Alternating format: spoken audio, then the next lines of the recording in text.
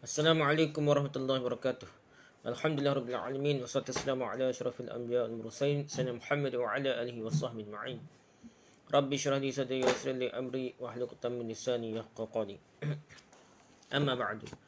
Kita sambung lagi kitab kita ni Yas'alunaka, tanya jawab lengkap tentang agama dan kehidupan bersama Syekh Dr. Ahmad Syarbasi.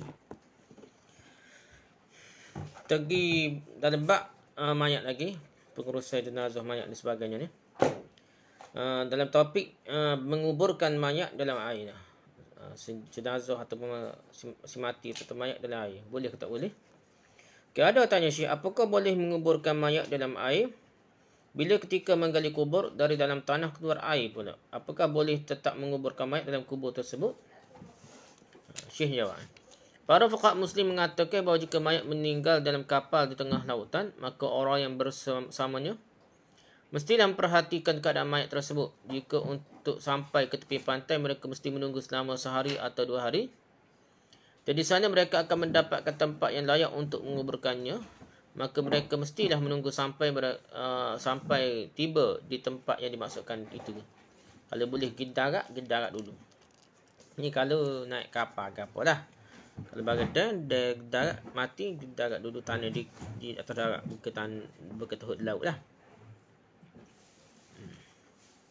Hal ini berlaku apabila mereka tidak khawatir jasad mayat akan jadi busuk dan rosak dan busuk. Kalau siapa rosak busuk, tak boleh nak pergi laut, tapi nak pergi patak je dah. Namun jika mereka mesti menunggu lebih dari itu dan tidak ada harapan bahawa mereka akan mendapatkan tempat yang layak untuk menguburkan jasad si mayat, atau mereka merasa khawatir jasad mayat akan rosak, maka mereka mesti segera memandikan mayat tersebut, mengkafaninya dan membalsamnya dan mensolatinya lah. Mengkafaninya dan mensolatinya, lalu jasadnya diikat dengan benda yang berat dan kemudian baru dihanyutkan ke dalam air. Baru lepas ke dalam air lah, setelah letak dengan pemberat supaya tergelai lah, tidak terhanyut. Ada pendapat yang mengatakan bahawa mayat itu mesti dimasukkan ke dalam benda yang tertutup seperti karung dan baru kemudian dihanyutkan ke dalam air. Jasad mayat akan tenggelam ke dalam air kerana benda berat yang diikatkan padanya. Dengan begitu, kehormatan jasadnya akan terjaga. Jadi untuk jaga jasad tu, moleknya tutup dengan benda lain. Ada kandung ke apa benda yang berat, sehingga barulah boleh mayat tu jatuhlah ke bawah, tidak rosak dah, tidak dimakan binatang lain. Kalau boleh tak, biar tak termakan oleh binatang lain. Ada juga pendapat yang mengatakan bahawa jasad mayat diikatkan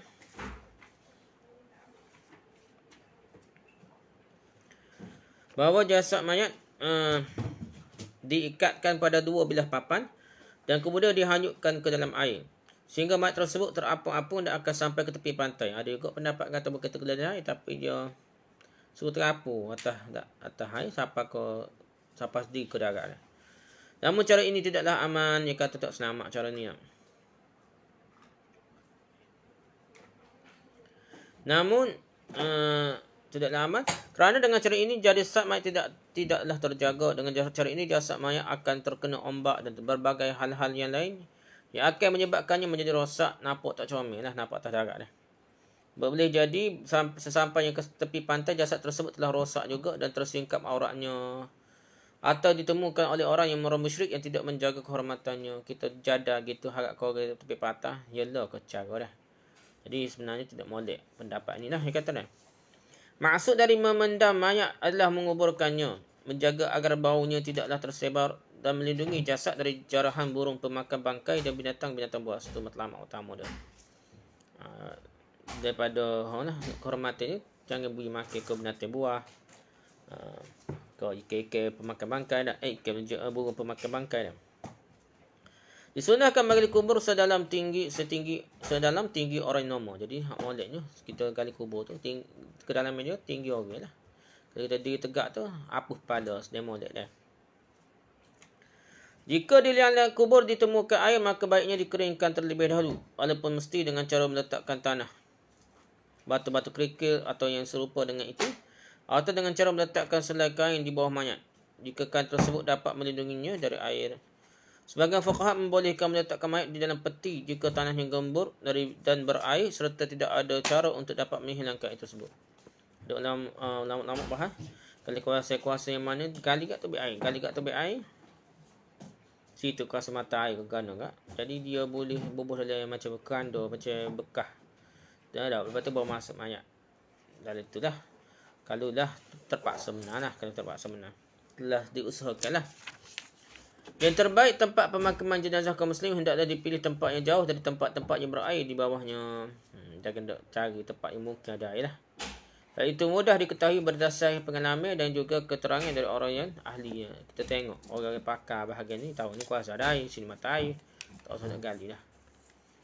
Lepas tu duk cerita, tak usah duk cerita dah benda karut setengah kita ni, berair ni mesti tak molek lah, mati tak molek lah. Tak usah duk usul nah benda gitu dah. Sangka buruk pada si mati pun tak. Kita usaha yang terbaik dah. Dah. Cari tempat yang lain. Gali situ tak boleh, cari tempat lain gali.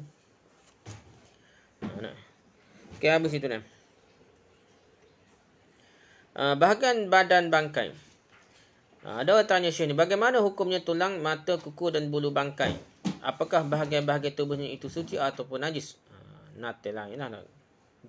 Bangkai kambing, bangkai lembu kau boleh guna lagi. Kau tulis dia ni, kuku dia, mata dia, tulis dia, bulu dia sedang mana dah. Syekh ni jawab, kulit bangkai yang sudah disamak hukumnya suci dan boleh dimanfaatkan. Kulit bangkai ni walaupun mati mapuh gitu tak, tepuh ke kereta mapuh, kulit dia tu boleh ambil, boleh guna dah. Setelah disamak lah, disuci. Samak tu bukan samak 7 kali sekali ni air tanah macam jelatannya, bukan. Samak ni cuci lemuk-lemuk dia sampai tak bau busuk dah. Kerana Rasulullah SAW pernah bersabda mengenai seekor bangkai kambing, apakah engkau tidak memanfaatkan kulitnya? Dia bertanya, untuk apa tak guna, tak manfaat kulitnya lah. Pada hadis lain Rasulullah SAW bersabda mafhumnya, apakah engkau tidak mengambil kulitnya? Lalu engkau menyamaknya sehingga dengan itu engkau memanfaatkannya. Para sahabat berkata, itu adalah bangkai. Rasulullah SAW berkata, yang haram adalah memakannya. Jadi haram tu makan dia. Dia tu bukanlah tak diguna dah, bukan najis tak diguna. Hak bangkai dia tu najis di segi makan, bukan najis di segi pakai tu tak jadi najis ni. Setiap haiwan yang najis kerana telah mati menjadi bangkai, kulitnya dapat menjadi suci dengan cara disamak. Nama itu selain anjing dan babi dah, tu mengikut jumhur ulama'nya. Anjing babi tak jadi, tapi ada ulama'nya jangan kata tak apa dah. Dia serupa lah. anjing dan babi cerita bab makan juga, bukan bab kulit lah. Itu pendapat ulama.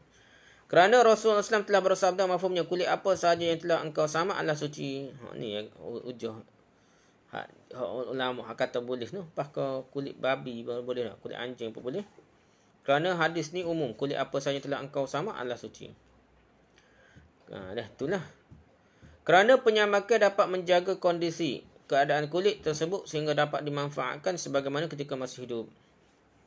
Hidup dapat menghilangkan najis dari kulit. Demikian juga halnya dengan penyamakan. Kalau kita hidup ni, kita basuh najis kena tangan kita, kena kulit kita, basuh cuci lah, atau penatai mana pun tak, suci begitulah.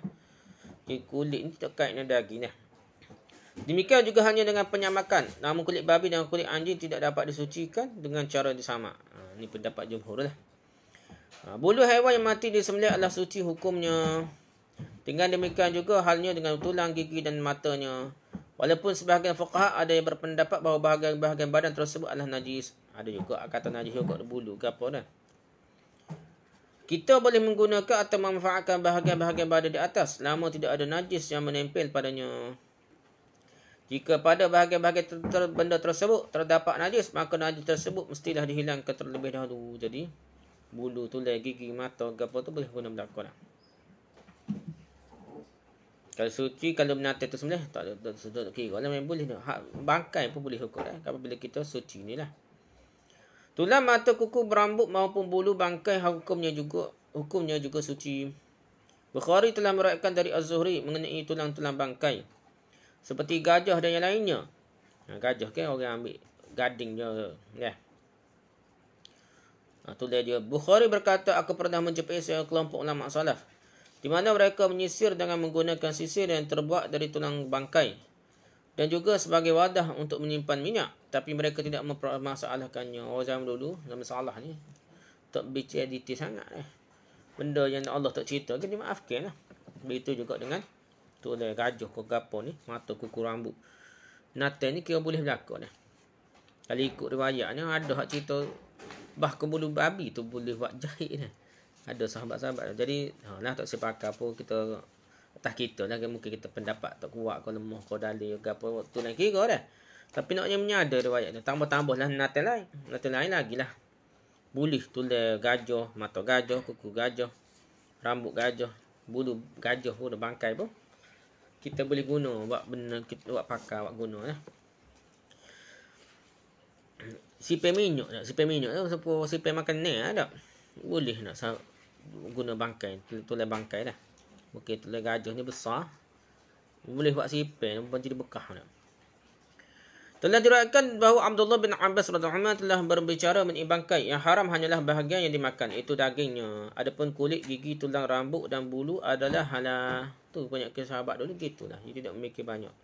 Tidak memperincikan, kira boleh berlaku hal lain lah. Demikian juga susu dari binatang yang sudah menjadi bangkai adalah suci. Susu dia. Dia sembelih dah tak mati, tapi ada kantung susu dia, boleh minum lagi.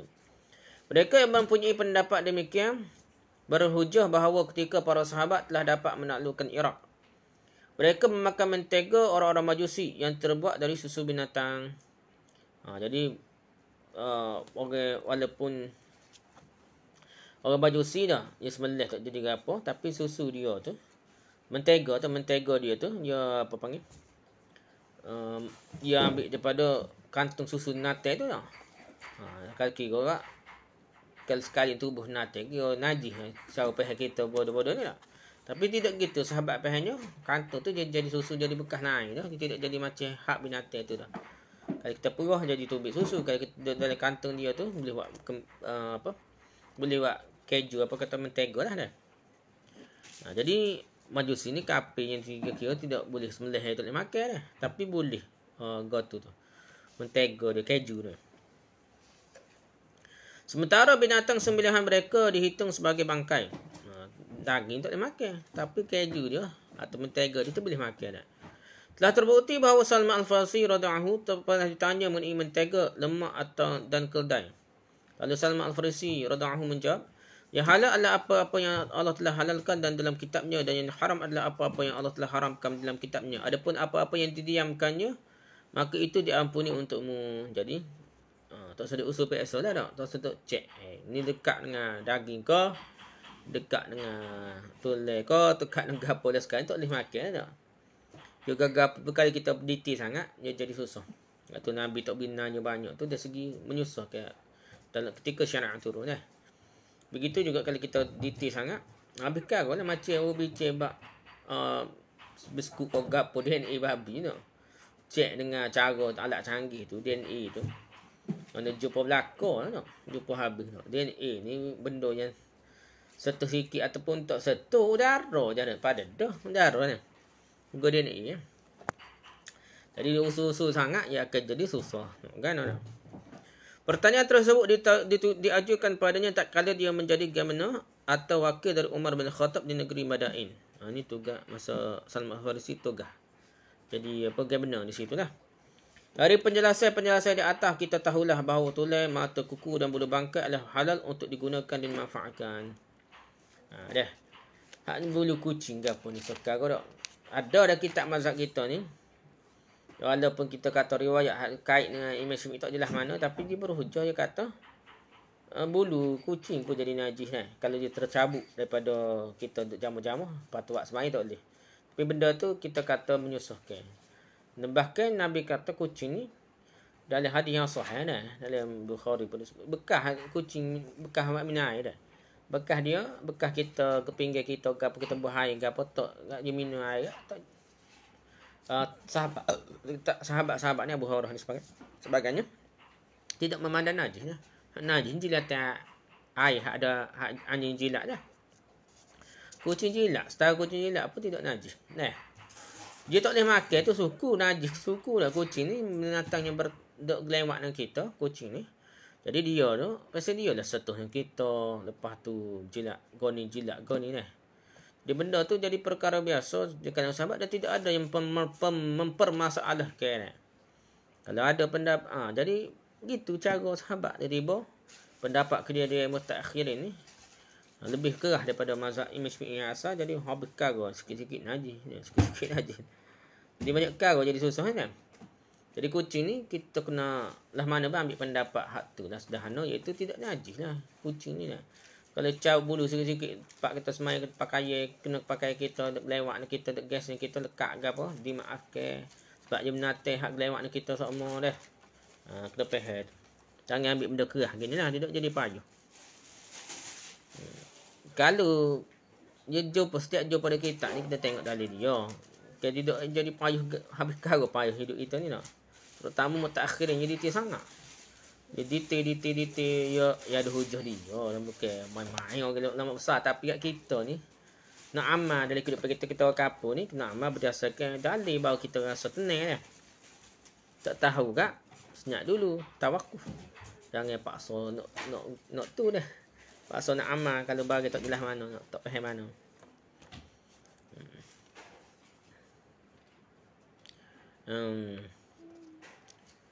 Pertanyaan tersebut dia okey. Dari penjelasan di atas kita tahulah bahawa tulang, mata, kuku dan bulu bangkai adalah halal untuk digunakan dan dimanfaatkan. Kira boleh berlaku dah. Bangkai ni boleh berlaku. Bangkai boleh sah ke boleh kuci bangkai dah. Bangkai ni nak tega apa bulu dia pun dimaafkan. Kulit dia pun dimaafkan dah.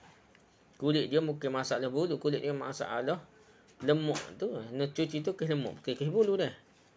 Cuci buai lemak dia tu. Waktu lah jadi cuci molek ni kan. Masalah kulit ni kalau cabuk ke tak cabuk tu berdua tu. Dia tak ada masalah mana, ngikut salah dah. Masalah ni lemuk pada binatang bangkai takut capun daging, cuci tak bau dah. Cuci molek boleh buat bekas air ke apa dah. Orang dulu dia bekas air tu dia buat dari kulit dah. Okey, pahala ibadah untuk mayat. Ada orang tanya Syekh, apakah pahala amal soleh yang dihadiahkan oleh keluarga si mati, mayat tu? Atau orang yang bukan keluarganya kepada mayat, kepada semati. Sebagai contoh, pahala baca Al-Quran. Itu akan sampai kepadanya kah? Apa yang menjadi dalil untuk itu? Syekh ni jawab. Sebagai fuqaha berpendapat bahawa pahala ibadah-ibadah akan sampai kepada mayat dengan perantaraan rahmat dan karuniaan dari Allah SWT. Ni pendapat ramai jugalah jumhur fuqaha dah sebagai fuqaha. Tapi Imam Syafi'i ni kata tak apa, Imam Syafi'i kata tak apa lah. Jika orang yang mengerjakan ibadah-ibadah tersebut menghadiahkan pahalanya kepada mayat, jika niat buat tu hadiah pahala kepada mayat. Baik orang yang mengerjakan ibadah-ibadah tersebut keluarga si mati maupun bukan keluarga si mati boleh berlaku dah.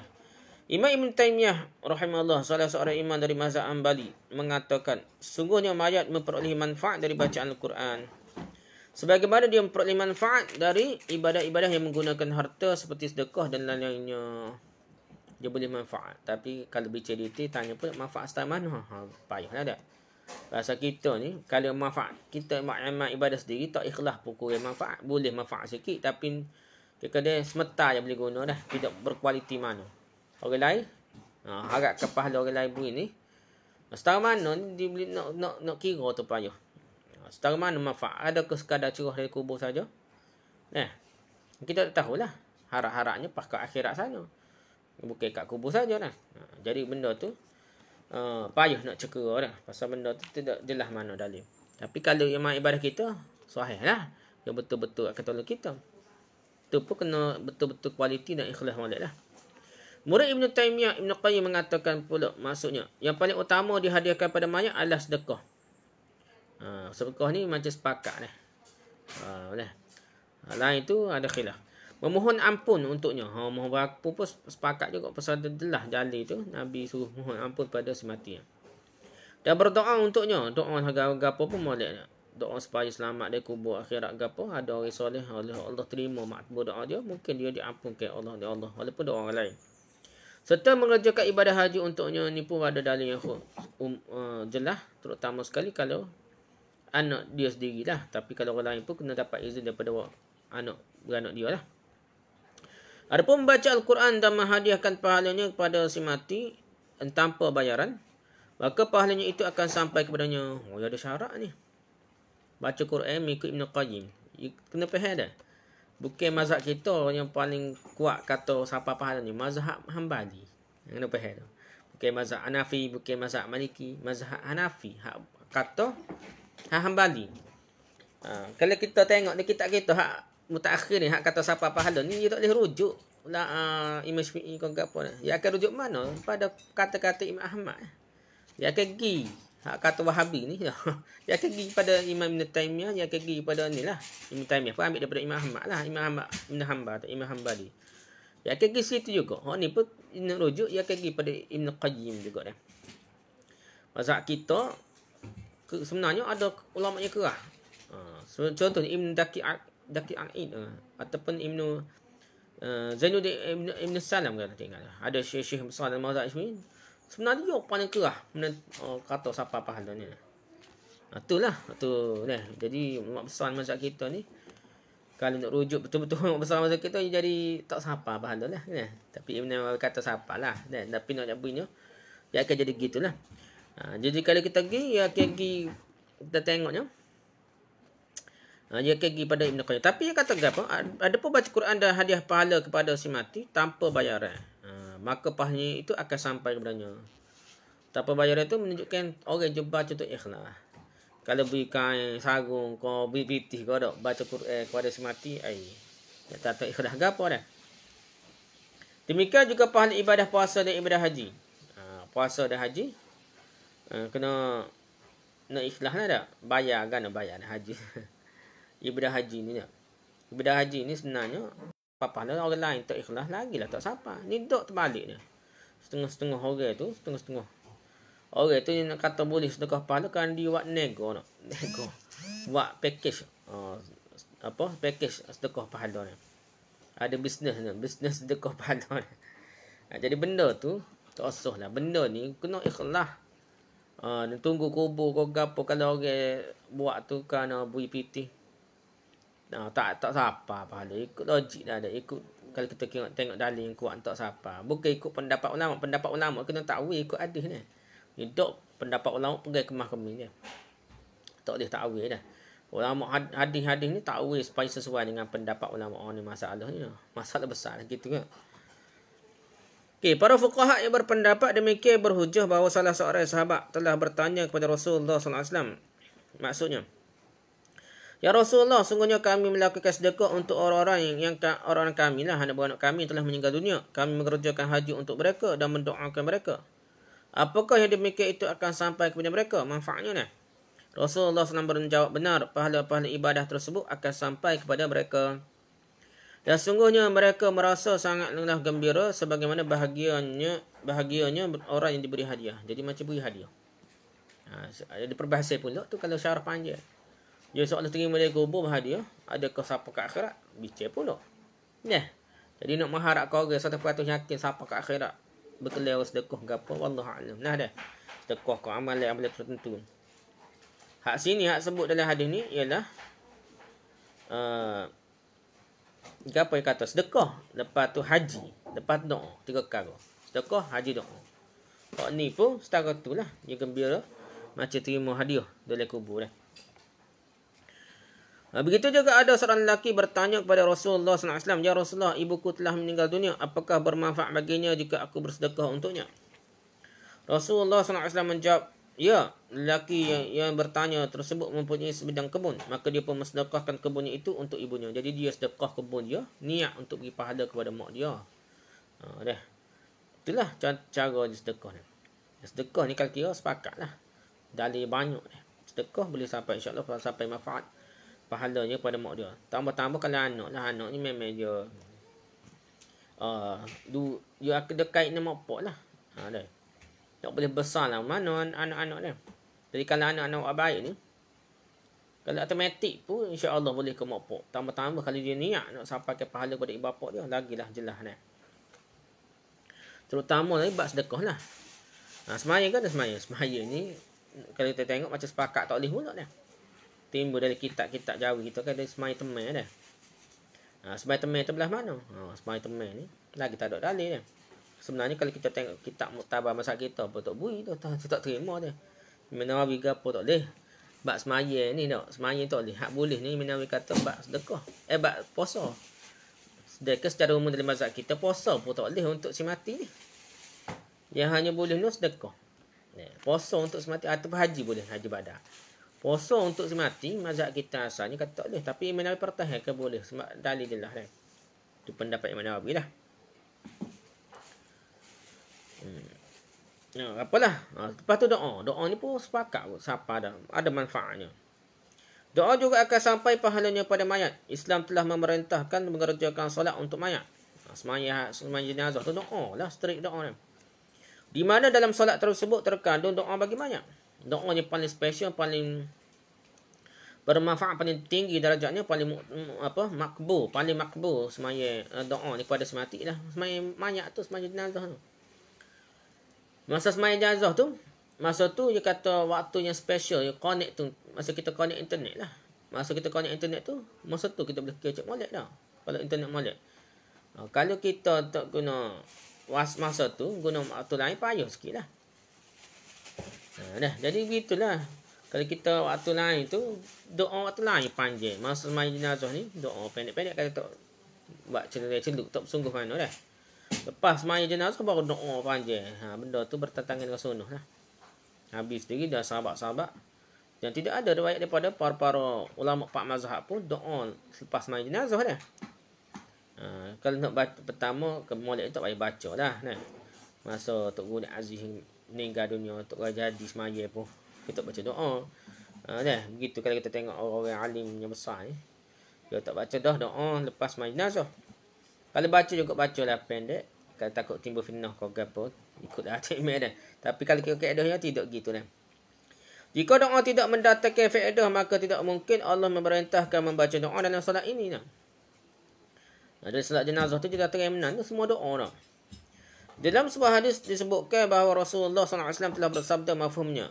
Jika engkau mengerjakan solat untuk mayat, maka berdoalah untuknya dengan ikhlas. Dah doa pun kena ikhlas. Terus maya untuk mayat ni, doa pun kena ikhlas. Ni sedekah amalan lain ni. Amalan yang khilaf lagi. Baca Quran kau amalan tertentu. Zikir kau ngatik. Hak bah dari mazhab sebenarnya baca Quran je benarnya dah. Imam Syafi'i tak terima dah. Ni lepas zikir. Zikir jauh lagi daripada Quran. Tapi kerana mimpi-mimpi syekh ni kadang yang panggil laksa dah.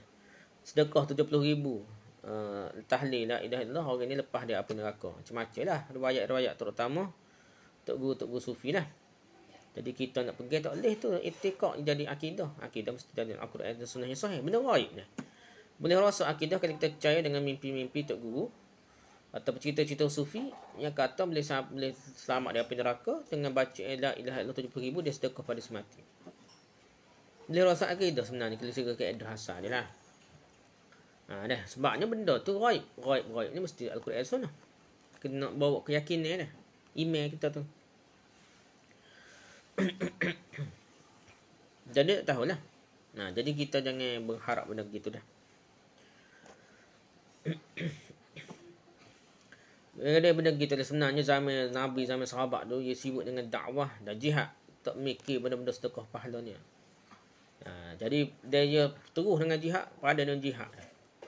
Jihad tu kalau mati, kalau tak mati pun pahala akan bersenambung. Seramai mana orang terima hidayah.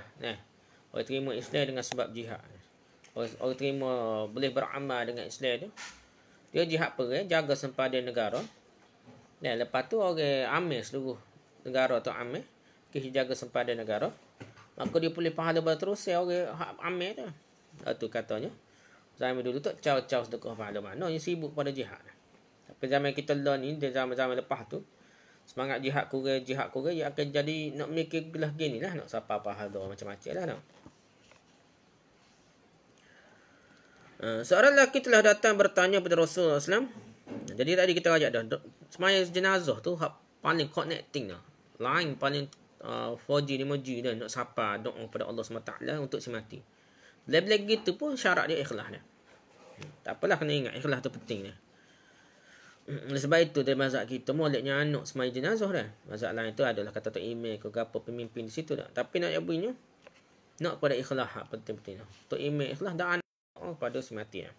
Rasulullah SAW menjawab mafhumnya, sesungguhnya termasuk berbuat baik kepada mereka setelah mereka berdua tiada adalah mengerjakan solat untuk mereka bersamaan dengan solat kamu dan berpuasa bagi mereka bersamaan dengan puasamu. Allah alam ni.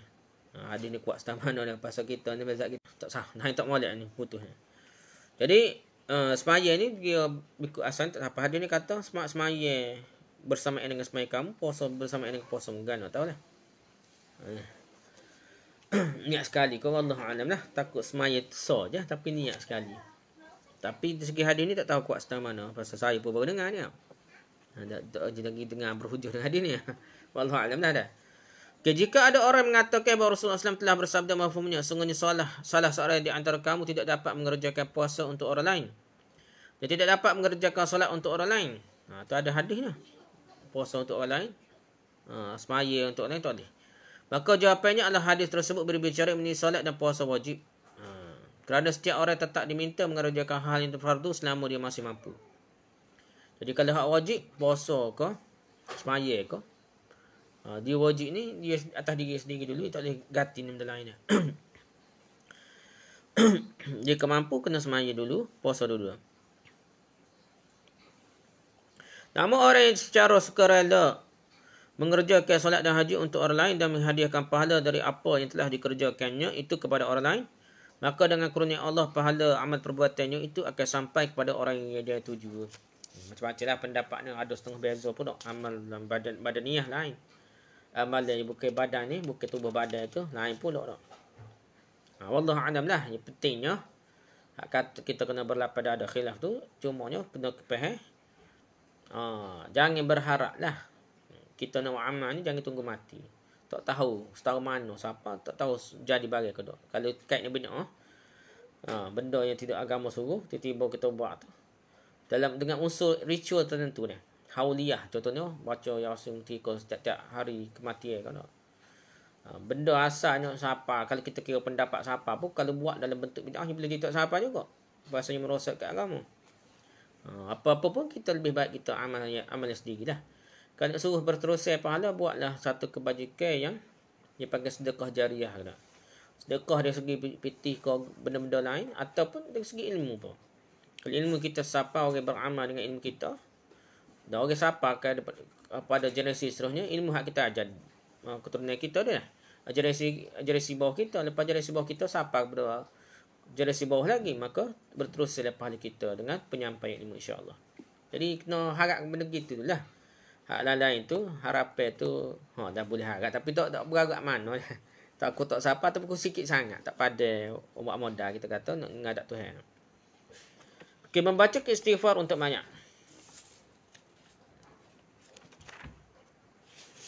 Lagi lah. Sudah.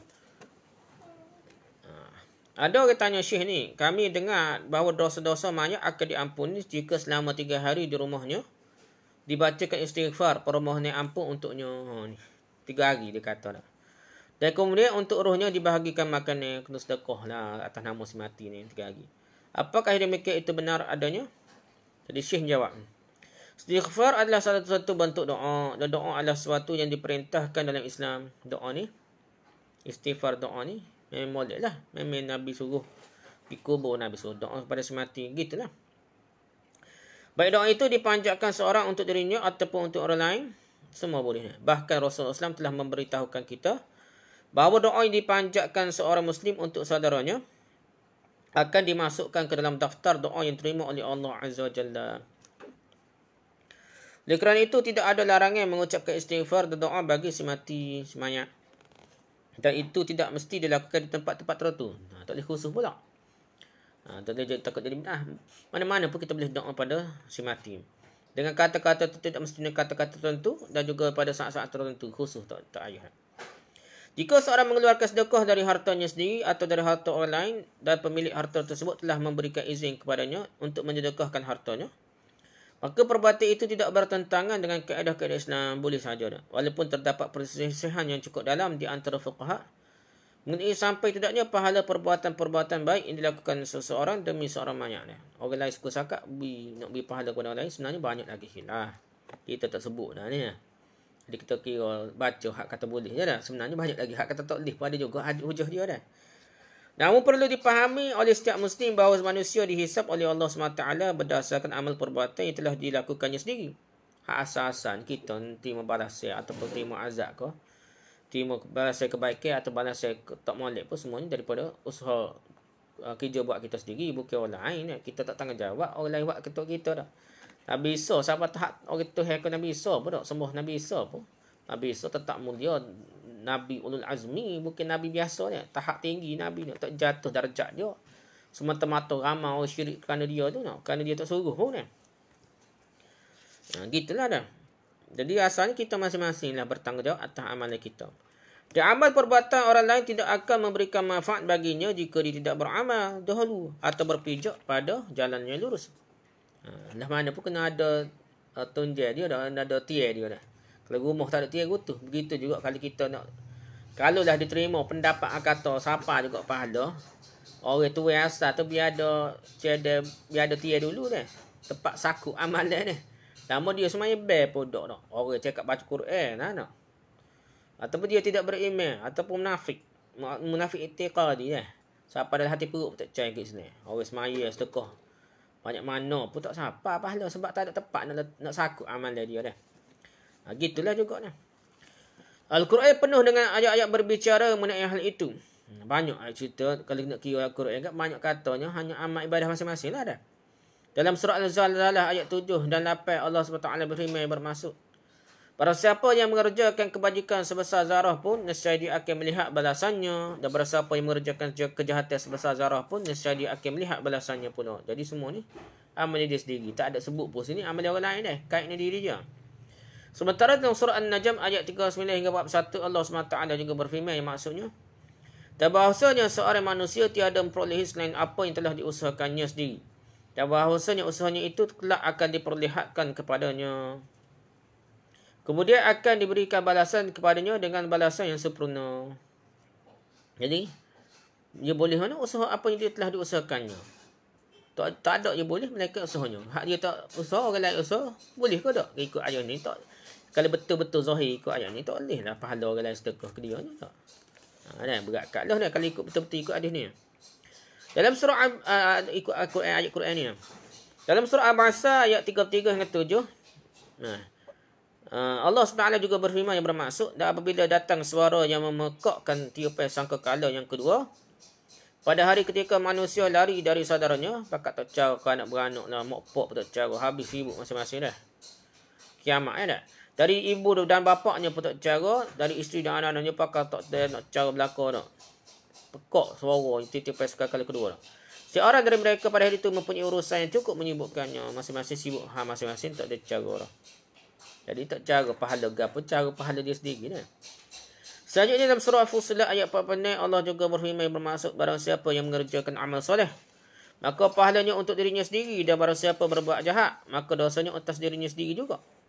Dan sekali-kali tidaklah Tuhan menzalimi hamba-hambanya. Jadi orang dosa orang lain kita tak akan tangguh, kecuali kita beri arah atau kita tunjuk contoh.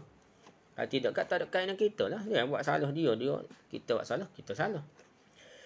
Jadi gitulah secara asasnya kalau kita tengok Al-Quran secara umumnya payah nak sampai pahala pada orang lain. Cuma ni dalam hadis-hadis ada sebut dah. Perlulah kami ingatkan bahawa kaum muslimin telah mengenal berbagai macam bentuk bid'ah. Dia cerita dah. Syekh Az-Zahar ni kata kena faham banyak bid'ah bab sedekah-sedekah pahala ni. Yang berkaitan dengan orang yang meninggal dunia ni seperti peringatan hari Khamis pertama bagi mayat. Setiap hari Khamis juga. Minggu pertama tu duk cara ko ada hari peringatan lah dah. Peringatan tu tahlil ke apa gitu lah dah. Peringatan hari Khamis kedua, peringatan hari Khamis ketiga, kita ngatik 7 hari ke, ngatik 14 hari ke, 14 hari gitulah. Peringatan hari Khamis ketiga, peringatan hari ke-40, ngatik hari 40 nak. Peringatan setahun nak. Setiap tahun pula biasanya raja-raja ke Tok Wali dia ada bincang ni nak. Dia ada haul, dia panggil haul ni. Tiap-tiap setahun sekali ada yang ngatik laga apa orang. Buat makan lagi apa dan sebagainya dah. Semuanya itu adalah bid'ah-bid'ah yang tidak diperintahkan oleh ajaran Islam dan tidak selayaknya kaum muslim mengerjakannya. Sesungguhnya Allah Zat yang mengatakan kebenaran dan dia memberikan petunjuk pada jalan yang lurus. Jadi berbicara sedekah pahala ni tak usah buat ritual je. Nak sedekah tu masing-masing lah dah. Ritual tu buat makan pun tak. Dah. Terutama lah kita ni kadang-kadang orang susah. Saya penduduk dah pernah gitu. Kita game lawak je. Rumah buruk pek. No, makmuk ke mati kepok mati dah. Ada anak kecil-kecil anak yatim dah. Tak lebar. Geng ngatik. Kita bergerung lah kita rasa kecil kuruk dah. Sedekah bahaya makan harta anak yatim. Sedekah dia ada anak kecil. Kalau kita kata duit ni ada orang melawak pergi duit. Duit tu jadi harta keluarga semati. Harta keluarga semati termasuk harta budak kecil, anak yatim. Dan macam mana kita nak tahu harta bukan harta anak yatim? Pasal dia tu libat keluarga. Baik duit tu guna untuk pera dia. Pok tak ada dah. Nak makan minum mana dah. Ni rumah buruk pek dengan miskin dengan gapo pok pula mati dah. Tiba tak lebar dah. Apa? Pergi ngatik dah. Makan dah. Bui melawak ke dok. Kadang-kadang melawak ni orang suka sakap, orang kapur biasa. Tak leban, tak pergi bayar tak BPT lah. Setengah-setengah ustaz dia kata takut. Takut dia. Ya ayatnya. Kalau kita terpaksa meraih ke benda-benda gini bawa PT, bayar. Setiap pergi makan 5 ya 10 ya. Kalau 7 hari ngatik 70 ya bui. 10 ya tiap hari. Takut termakan harta anak yatim. Terutama sekali kita orang itu susah, pok mati, anak kecil lagi. Harta anak yatim dah. Buat ngatik siapa termakan harta anak yatim, bahaya dah. Dan sedekah pahala, kalau kita terima pendapat sedekah pahala boleh pun, janganlah buat satu upacara ritual khusus sehingga menyebabkan termakan harta yang haram lah. Harta termakan harta yang haram. Mudah sebenarnya makan harta haram ni mudah berlaku. Kalau salah sikit mudah termakan harta haram. Kita nega pun kalau tipu orang sikit jadi haram lah. Nah. Nego-nego kalau tipu. Kalau kita sengaja tak sengaja. Kalau kita sengaja tipu ataupun khianat riba ke ada unsur lain. Nah, dah haram. Main forex. Jadi haram tak? Sebabnya tidak ada unsur-unsur ribawi dia. Benda-benda gitu mudah berlaku dah. Terutama bisnes-bisnes zaman dah ni. Kalau kita jaga model sistem dia, terutama ada sistem main PT pula. Memanglah tak haram lah. Memang mudah jadi haram lah. Skim-skim cepat kaya ni.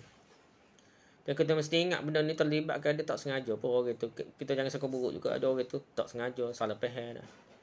Terlibat dengan niki lah apa dah. Skim cepat kaya dah. Orang-orang Melayu yang bagus asal dia.